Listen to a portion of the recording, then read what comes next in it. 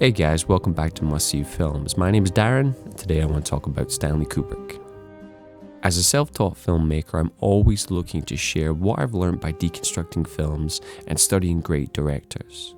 And in this video, I want to explore an idea that Kubrick was fascinated by, and I'm trying to get to the bottom of. So let's listen to the man himself, and we'll learn where this idea started as we explore Stanley Kubrick, The Economy of Statement. Movies are not disappointing because they're disappointing visually. They're disappointing because they're just boring, and there's nothing about them that really moves you or gets to your imagination. I would say your problem more is where do good stories come from? Is there ever going to be a way to combine the structure of the silent movie with the quick presentation of an ideal of the TV commercial? Maybe a poet has to do it, because I don't know. A novelist will never do it.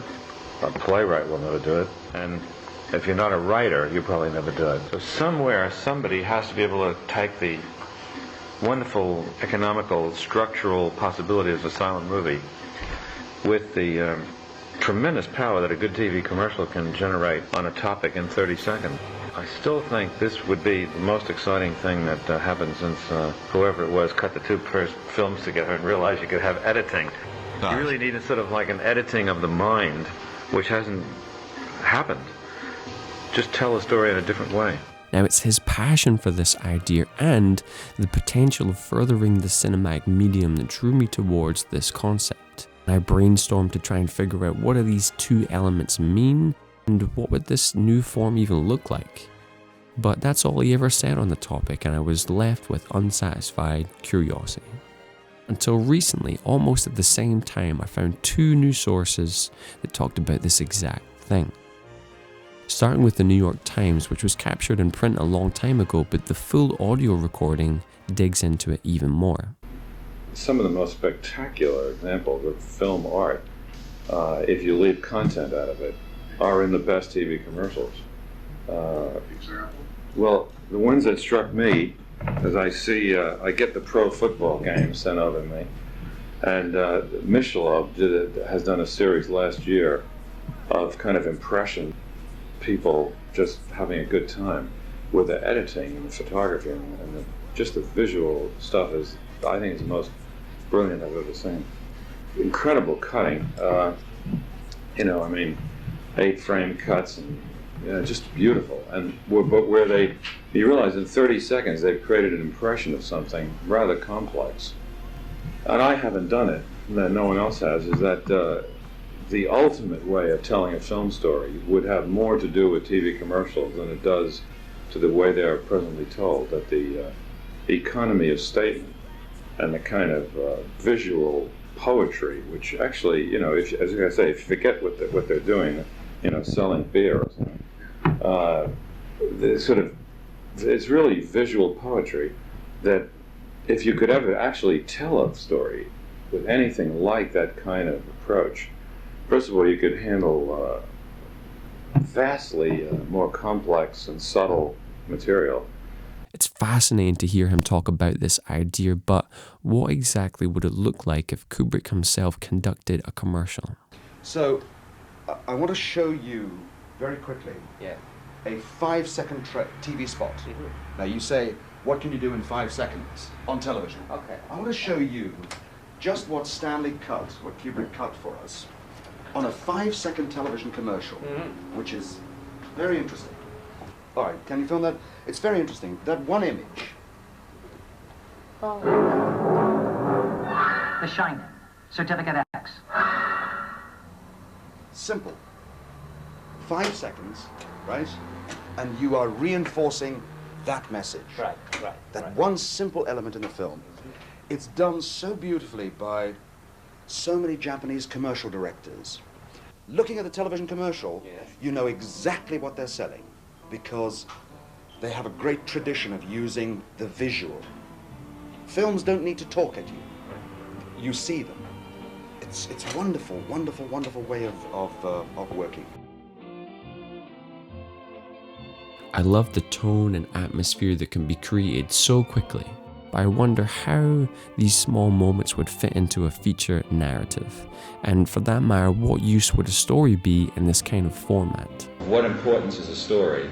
Is it more than just a way of keeping people's attention while you exercise the more subtle aspects of the medium that you're working with? Or is the story the most important thing, or is the story just holding your interest? Execution of the art form becomes what the artist is interested in. Whereas in the silent movies, you could make a little simple statement like saying Bill's uncle, and you illustrate there's Bill's uncle on the back porch, get on to something else.